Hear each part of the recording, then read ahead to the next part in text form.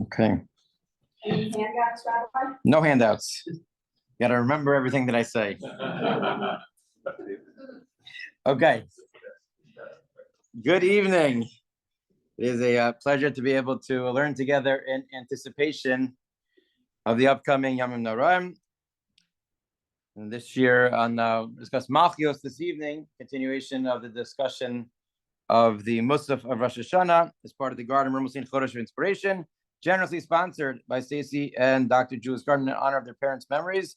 Rav Abraham ben Harav Mordechai Gardin, Toiva Bas Harav Yehuda Gardin, Meir ben Shlomo Mermelstein, and Leah Bas Zechariah Triber. And the learning should be the Eloi Nishmasam. So this evening we're going to try and focus on Malchuyot. And we know that the Shemon Esrei of Rosh Hashanah is divided primarily into three sections: three brachas, Yom Malchuyot, Zichronos, and Shofros. Each of the sections is dealing with a specific topic. I'm not going to try to get too far afield out of my limited purview for this evening. But when it comes to each topic, Chazal tell us that we are to find, or they were to find, 10 psukim, 3 psukim from Torah, 3 from Ksuvim, and 3 from Nevi'im that have to do with the topic at hand, and then conclude with a pasuk from the Torah. Now, the main character trait that they're trying to find, l'chora, seemingly in the psukim, is whatever the theme is. So in our case, about Hashem being the Melech. Where does all this come from? So the Gemara tells us in Maseches Rosh Hashanah, Imru lefanai v'Rosh Hashanah Malchuyot Zichronos v'Shofros. On Rosh Hashanah, you should say in front of me these 3 sections, Malchuyot, Zichronos, and Shofros. Why? Malchuyot, again, what we are focusing on, Kedei shetam lichuni aleichem, so that you should coronate me, you should put me as a king on top of you. Now, how does simply reciting the psukim of Malchuyot render us accepting Hashem as the king? So it seems fairly clear that it is insufficient simply to state, to read the psukim of Malchuyot, but we need to internalize the ideas, internalize the concepts. It's very similar to what we find that the Gemara tells us when it comes to the Yud Gimel Midos, the 13 Midos of Hashem. The Gemara says, Yasu lefanai, HaKadosh Baruch Hu promises in the future, if your children will do in front of me Keseder, like the order of the Yud Gimel Midos, then I will forgive them.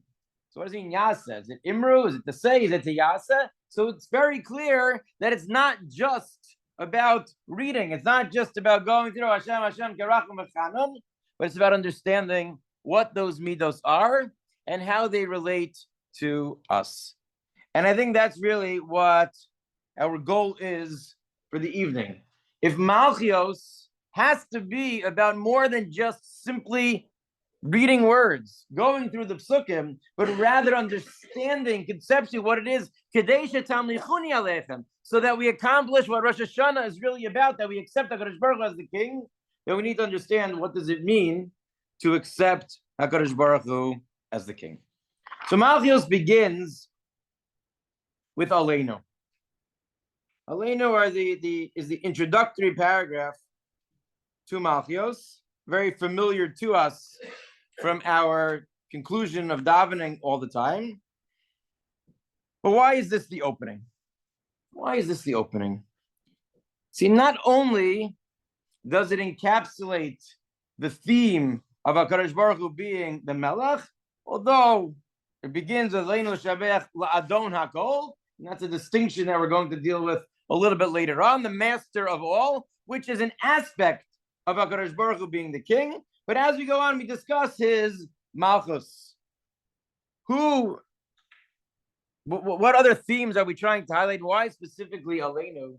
So one of the things that stands out about Aleinu, and some of the Mefarshim point out, is perhaps why we begin with reading or davening the tefillah of Aleinu, is because part of the focus of Aleinu is to distinguish between the Jewish people and all of the other nations of the world. That we were not made like everybody else. And that is essential to point out on Rosh Hashanah. Because on the one hand, Rosh Hashanah is a Yom Tov that relates to the entire world. That the entire world is over Lefanav Kivnei Maron. Al Hamedinos Bo Yeomer Ezo Lacher Ve'ez Shalom. Every country has its judgment. Every country has decided what is going to happen in this upcoming year. So it is a judgment that relates to everybody. In which case, our relationship to Rosh Hashanah, we could think, is nothing more than the same as every other nation's relationship to Rosh Hashanah. Because we are all going to be standing in front of HaKadosh Baruch Hu, and we are all going to be judged. And what we highlight in the opening is that our experience of Rosh Hashanah is going to still be unique. And the way that it is that the Torah and then Chazal later on deemed how it is that we're going to celebrate and we're going to mark Rosh Hashanah is unique to the Jewish people. The paragraph that follows, again, Aleinu was written by Yehoshua. The paragraph that follows of Alkain, Valkain, depending on your girsa, was written by, it's a tough one, not Yehoshua, it was written by Achan. Achan ben Karmi ben Zavdi ben Zerech Lamata Yehuda. I think I had to memorize that in 5th grade, and those things you never forget. So who was Achan? Achan was the person who took from the spoils of Yericho.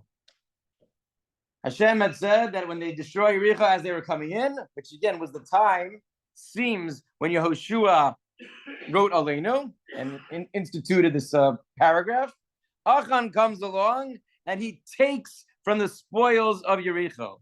But nobody knew that he took from the spoils of Yericho until they entered into the next battle. The first battle against Ai. And unfortunately, many Jews perished when they lost their first attempt at capturing Ai. Why is it included here? Because the themes are nice, but there's no shortage. We'll see a little bit later. There's no shortage of psukim in Tanakh that tell us about the greatness of HaKadosh Baruch Hu and that HaKadosh Baruch Hu is a king. What's unique and perhaps being highlighted by making sure to include what Achan wrote is that even when we sin and even when we make a mistake, we can still pick ourselves back up and coronate HaKadosh Baruch Hu as the Melech. And all the beautiful psukim which are included, which concluded the kablu chula mesomach l'secha v'simlach aleim meheiro l'lamba, that everybody should accept by themselves the yoke of heaven, is written by Achan after he sins. So it's that hope, it's that glimmer of inspiration that even when we have made mistakes, we can still stand in front of HaKadosh Baruch Hu as the Melech. He gives us this gift of tshuva, the gift of Rosh Hashanah that allows us to connect to him. The order of the 3 psukim that we have in the Torah, Hakasuba Sarasecha, Hashem Yimloch Leolam Voed. That pasuk is from Bishalach, Sefer Shemos. V'ne'emar lo hibit oven b'Yakov lo ra'a amal b'Yisrael Hashem elokav imo u'seruas melech bo. That pasuk comes from Bilam and Bamidbar. Excellent. V'ne'emar, the final of the psukim of the Torah, Vayhi b'shur melech b'Yisaseh Rosh Yam Yachad Shivtei Yisrael, coming from V'zos HaBracha. So the psukim are written in the order in which we find them in the Torah. What's interesting is that is not the order that it appears in the Gemara. The order in the Gemara is Bamidbar, Dvarim, and then Shemos. Why would it be out of order? So the Meshech Chochmah explains something very beautiful. And he says that the reason perhaps to include it out of order, there are those who change the order in the Machzor as well to line up the Machzor with the Girsa of the Gemara. Why would it be out of order? So he suggests that it's to reflect Hashem Melech, Hashem Molech, Hashem Yimloch, Li'olam Va'ed. That in the first of the Psukim, we begin with Bamidbar, that right now, in the present, because the most we can appreciate about HaKadosh Baruch Hu is what he is doing for us right now. It's in front of us. That's what we can reflect on in terms of the Malchus, in terms of the kingship of God, of HaKadosh Baruch Hu. Then, after Hashem Melech, then Hashem Malach. Then it's easier to go to the next step. We can look back at all of the things that Hashem has done for us in the past. And that is reflected in the pasuk in Devarim, to look back at all that we've accomplished over the course of the time in the Midbar. And then finally, we have the pasuk in Shemos of Hashem Yimloch Olam Va'ed. The confidence that HaKadosh Baruch Hu's Malchus is enduring, and we are going to continue to have a relationship with him. Before I get to the main point that I would like to try and discuss this evening, there's one other interesting point that you see. When we group the psukim together, we have the psukim from the Torah, followed by the psukim from Ksuvim, followed by the psukim from the Nevi'im. And it would seem to be strange. We would think that it would be in order of the Kedusha, in the order that we typically have it, in Tanakh of Torah, followed by Nevi'im, followed by Ksuvim. Again, the pasuk from Torah at the end seems to be to create the sandwich between the beginning and the end, that there should be psukim in the Torah, but the way that it's written seems to be surprising. So the Ritva writes that the reason is to make sure that people should still show kavod for the Ksuvim. Sometimes you have to take the person on the bottom and elevate them a little bit in order to show them a little bit of kavod. We want to make sure that Ksuvim does not become an afterthought. The Korban Hassan on that Gemara suggests something a little bit different. And he says that the psukim in Ksuvim are generally shevach, or psukim of praise of HaKadosh Baruch Hu, while Nevi'im have messages that are for the future. So the most appropriate time for words about the future, like we just said before, is the Hashem Yimloch, is at the end. So even though it takes the psukim out of order, it still seems to be appropriate that the message should be one in which the final message of the future is at the end. What I want to discuss now, I think really tries to get to the crux. That was just a little bit of a backdrop in terms of the psukim and how the psukim are designed, and how we find them in the Tefillah. But we keep referring to Hashem as Melech. And Kadesha Tamlichuni Alechem. We are trying to accept HaKadosh Baruch Hu as the king. That's the primary theme of Rosh Hashanah, known in certain circles as the Yom HaChtara, the coronation day of HaKadosh Baruch Hu. What does it mean that HaKadosh Baruch Hu is the Melech? What does it mean that Hashem is the Melech? So what do you mean? He's the king. Why is it so complicated? So the reason that we need to understand is because there are different words and different terms that can be used to refer to HaKadosh Baruch Hu as being the one in charge. Being the one in charge. Most notably, Adon, the master. That's Avinu. There are plenty of different words that we find throughout Tanakh, throughout our liturgy, that refer to HaKadosh Baruch Hu as being in charge. And if we specifically are trying to say that we are discussing HaKadosh Baruch Hu, God as the Melech, and accepting him as the king, then we need to understand what is the nuance in definition, the nuance in meaning between a king and between an Adon. And the truth is that if we had to pick one, I might have chosen Adon, because the different terms that we use to describe Hashem can also be names of Hashem. And when we turn the word Adon into our master, we have the Shem of Aleph, Daled, Nod, Yud, which has Kedusha to it, which has holiness to it. Melech, not the same, right? Baruch atah Hashem, Elokeinu Melech Olam. Melech isn't where the holiness is. That's not where the Kedusha is. So if I had to choose a term that maybe is what Rosh Hashanah is about, this is the day in which we are going to accepting God as our master, then I might have gone with the term master, Adon, as opposed to Melech. So it seems, and you don't see in the Torah that Rosh Hashanah is the day in which we have to call HaKadosh Baruch Hu the Melech. That is Chazal's understanding of what the day is about, what Rosh Hashanah is about. You know, it's a Yom Tov, but that the day is a day of Malchus. What does that mean? What does it mean to be a Melech?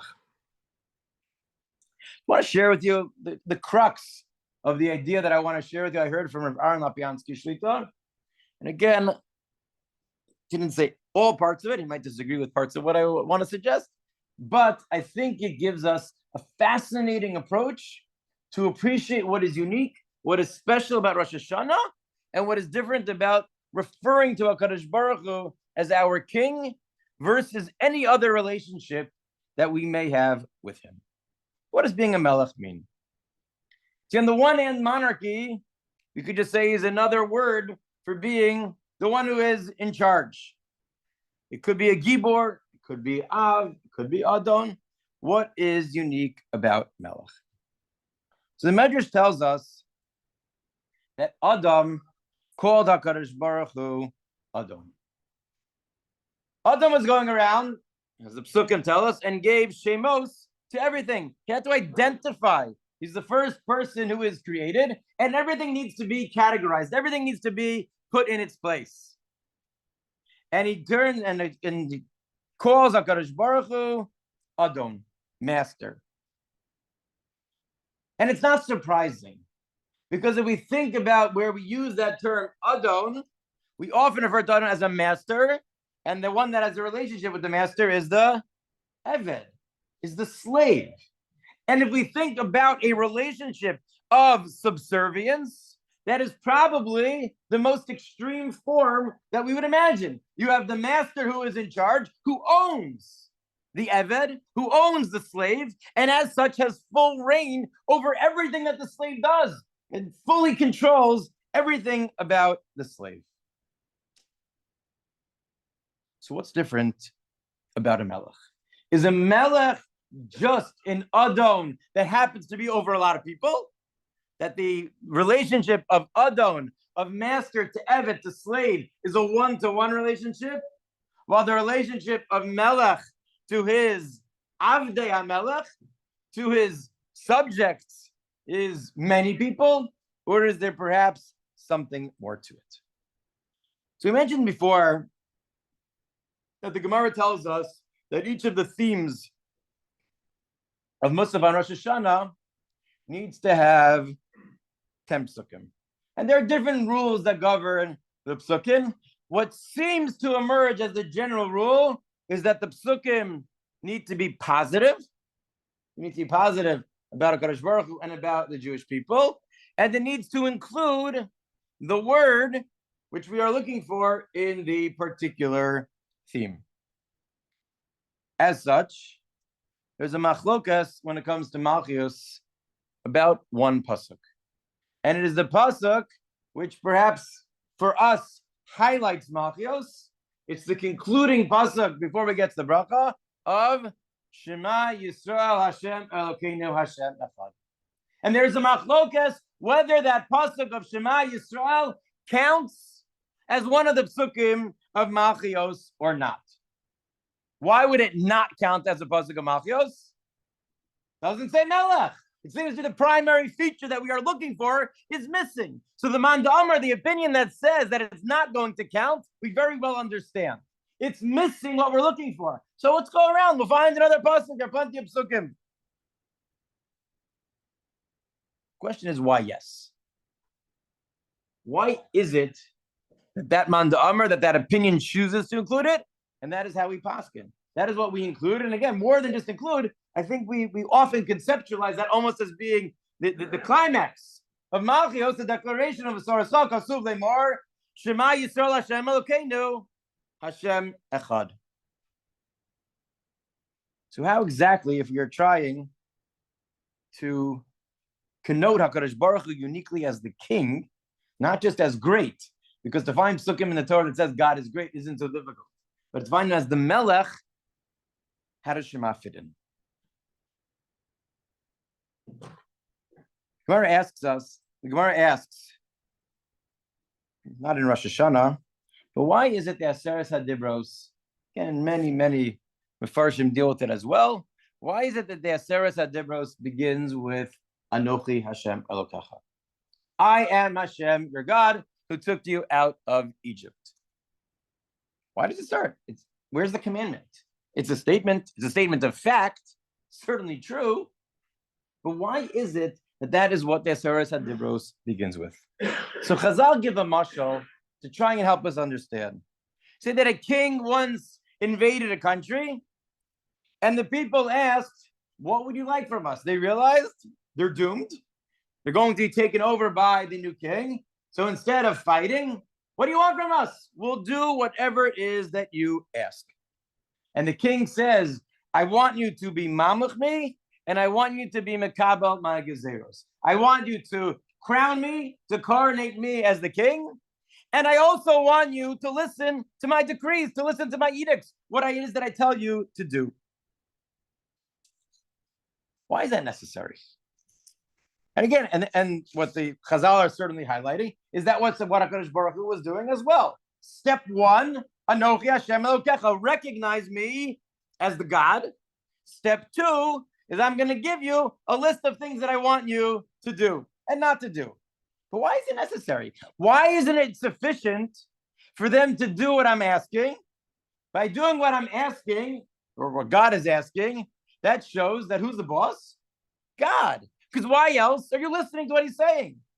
If you don't listen, then there'll be consequences. And if I tell a worker to do something and he refuses, so that's when you need to pull rank. It's you can't not listen to me. And then you go through what the consequences are going to be if the worker is not listening to the boss.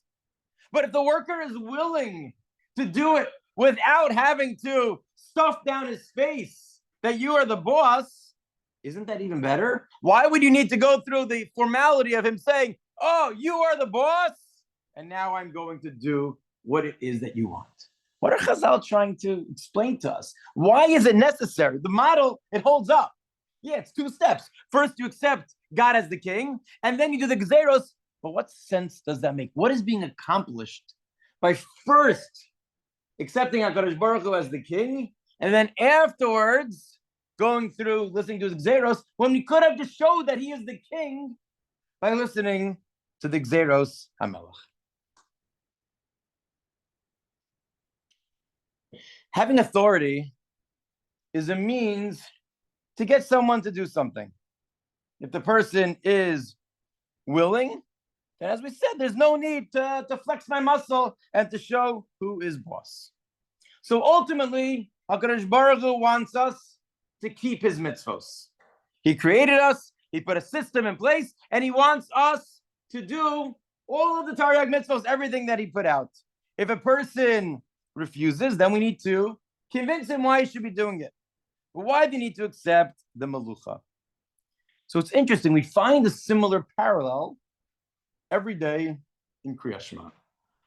We have two parshios, we have three, but the first two parshios of Kriyat Shema. What are we saying in the first parsha of Shema? Kabbalas all Malchus Shamayim. We accept upon ourselves the yoke of HaKadosh Baruch Hu as the king. In the second one, it's the Kabbalas all mitzvos. We accept upon ourselves the yoke of doing his mitzvos with many more details than the first paragraph and many more rewards and consequences for what is being done. So there also, it seems that we need to go through this step of Kabbalah first. But why? We need to do that for the people who otherwise aren't going to be listening. For anybody who's going to be listening to the mitzvos, so just jump ahead to the second paragraph of Shema. And this is what we need to do, and we accept upon ourselves to do, and if we do, we'll be rewarded. If we don't do it, we're going to be punished. Why do we have to go through the step of accepting the Malchus of Hashem first? So you'll say, oh, you know why we have to do that? For all the people that are only going to do the mitzvos if they first accept Hashem as the Melech. But that's also doesn't seem to be so accurate, because we put pressure on those people by listing all of the punishments in the second parsha of Kriyat Shema. So what are we accomplishing? And it's that same pattern that there seems to be a role that being mamlech first more and outside just simply doing what it is that Hashem wants from us. So what is Malchus versus Adnus? A monarchy versus being a master. So Adnus refers to the relationship that the master has with the slave. That is the totality of the relationship. I am the master, you are the slave, and our relationship is defined by those roles. And that is how we are going to function. But there's nothing else in the world that is defined, no other entity that is defined because I have a relationship with you as being the master and you being the slave. It's just between the two of them. But Malchus is different. Malchus is different because we have the role of the Melech, we have the king, we have the role of the Avdei HaMelech, of the subjects. But once we establish that there is a king and there are subjects, it impacts something else as well. Because once that exists, being the Melech doesn't just describe my relationship to you, but it creates a new entity of a Malchus, of a kingdom. And the kingdom is larger than just my individual relationship as the king with you as the Eved, you as the subject of the king. There are so many different pieces and different roles and different parts that are included in the kingdom, but they all center around the fact that there is a Melech, that there is a king, that there is somebody at the center. By being mamlech, by accepting upon oneself the king, it creates something else which is almost of a higher order. Because in a certain sense, the Malchus, the kingdom, is greater than even the Melech himself. Can't exist without a Melech. But once you have the Melech, the Malchus becomes so much larger and incorporates so much more. Right? A nation is not just a lot of people who happen to live in one place. It's more than that. It's the pieces and all the different pieces of what they stand for and what they want to accomplish that fit together. It's almost like a puzzle, right? If you have the puzzle, each puzzle piece is significant, but when you put them all together, it creates something much larger than just the individual pictures. There's a new picture of the whole that emerges from putting all of those different pieces together. What creates the Malchus is the Melech. The Melech is the one who is able to put everyone else in his or her place within that kingdom. Without the Melech, then everything else falls apart. And a kingdom has different pieces to it. It has a culture. It has a sense of nationhood. There are different aspects to what it is that the kingdom stands for. You'll have an army that is fighting for not just for the king, they're fighting for the Malchus, for the nation, for what binds us together as one. The Rambam writes that one of the Isurim, the prohibitions for a king to marry too many women, says because they may cause his heart to go astray. But the Rambam adds a line, and he says, and that's significant, because Leiv HaMelech is Leiv Kol Adas Yisrael. The heart of the king is the heart of the nation. What's that mashal? What's the mashal that the Rambam is trying to give here? Shulgansky explained beautifully. He says that just like the body does not serve the heart, the other parts of your body don't serve the heart, but the heart is what brings it all together and infuses the life and pumps the blood and pumps the life energy into all of the other parts of the body and allows it to function. That is the role of the king. It's not about the king being at the center and that the king is all that is important, but without the king there, the other pieces can't fit together. A king can propose, can rule over everything in an absolute way and do whatever it is that he wants. He's allowed to. But there's supposed to be, for a proper king, a tachlis. There's supposed to be a purpose. There's supposed to be a reason why it is that the king is doing whatever he is doing. The Gemara in Shavuos says that the eved of a melech is a melech, that the servant of a king is a king. What does that mean, that the servant of a king is a king? What Chazal seem to be hinting to is that when you have somebody who is integrated into the kingdom, when you have somebody who is part of the royal entourage, somebody who is part of the kingdom in a real way, then they are connected and part of royalty. And it influences the people. Hashem as an Adon, Hashem as a master, means that he created us. And as our creator, we are completely subservient to him. Whatever it is that he asks, whatever it is that he demands, we are obligated to do. Because we are just like the slave in front of the melech, in front of the Adon, in front of the master. But Hashem didn't want this world to just be each individual's relationship with him as the Adon, as this taskmaster who is demanding certain things that you need to do. HaKadosh Baruch Hu wanted the Sakein Olam b'Malchus Shakai. He wanted that the world should become a better place by creating a Malchus, by creating a kingdom, by people living with a hashkafa, by people living with an outlook of trying to increase HaKadosh Baruch Hu's presence in this world. It started with the Jewish people. And that's why it was critical for HaKadosh Baruch Hu to start speaking to the Jewish people with Anochi Hashem Elokecha.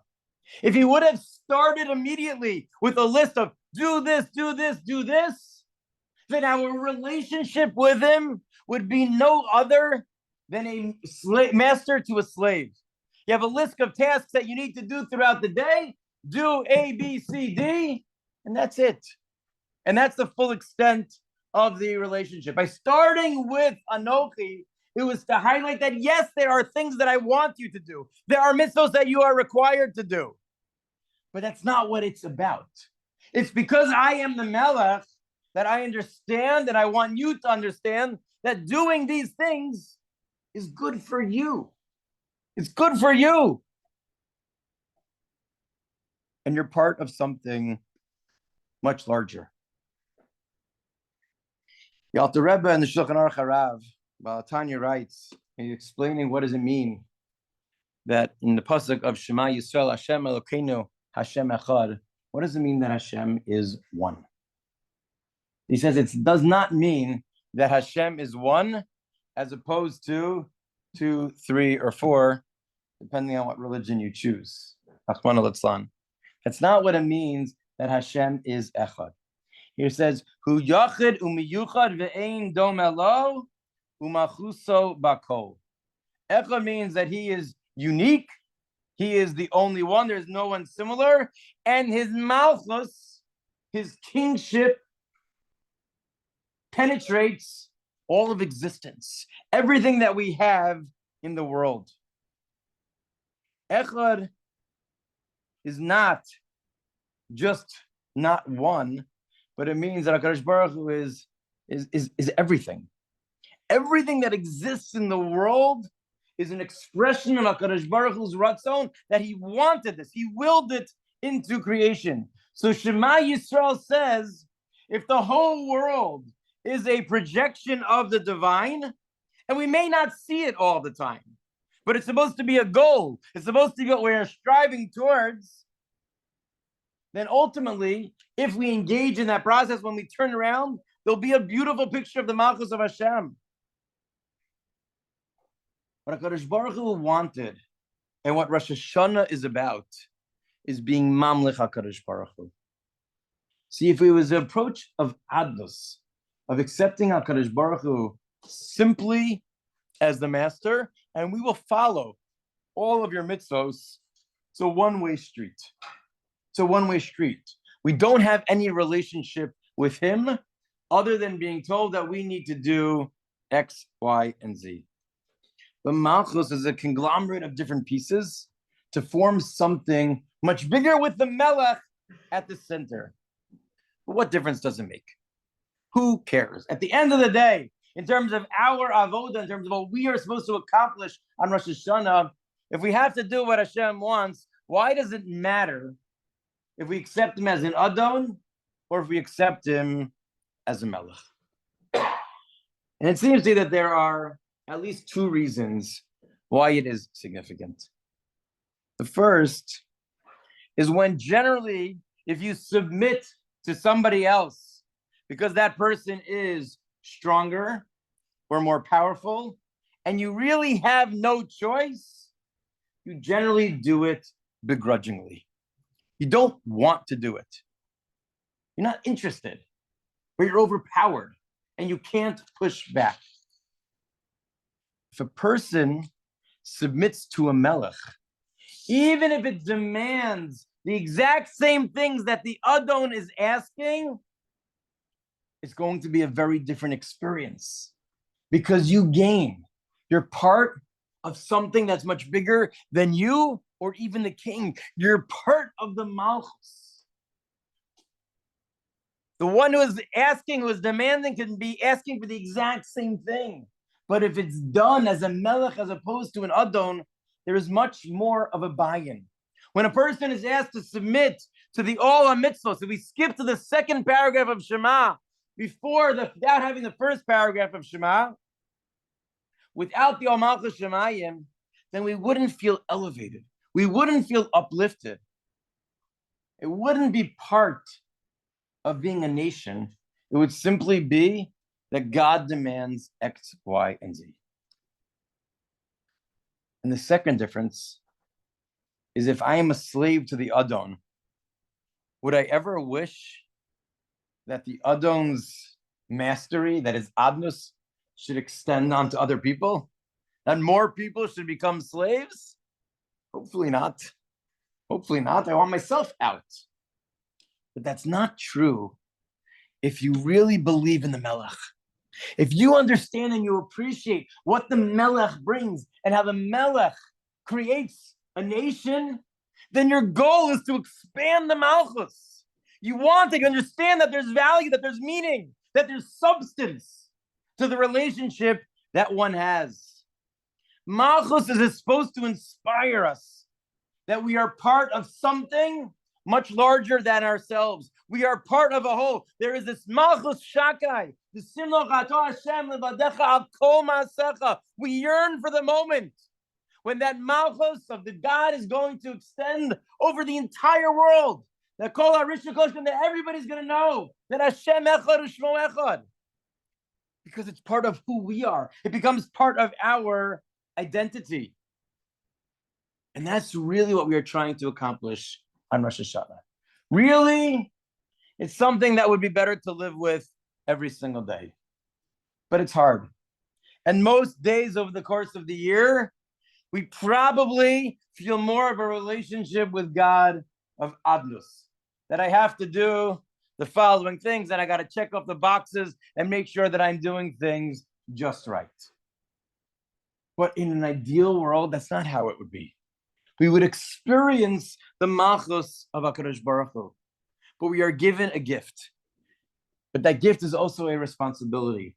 The Malchus that we are supposed to not just read, but internalize as we read through the psukim of Rosh Hashanah, as we approach Rosh Hashanah, is accepting HaKadosh Baruch Hu as the Malchus, with the realization that if Hashem is the Melech, then I am privileged to be part of his kingdom.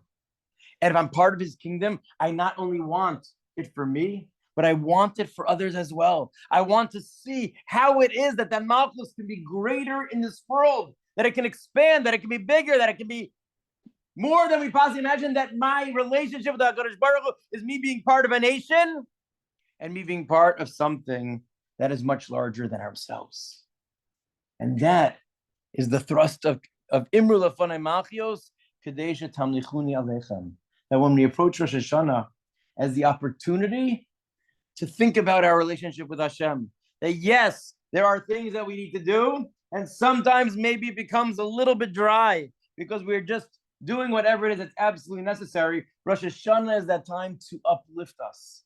That even the din that we experience on Rosh Hashanah is an expression of our connection to Him, and hopefully His love and His rachamim for us, and that we yearn for the day that Bayom Hahu Yihiyeh Hashem Echad B'Shmo Echad. Thank you.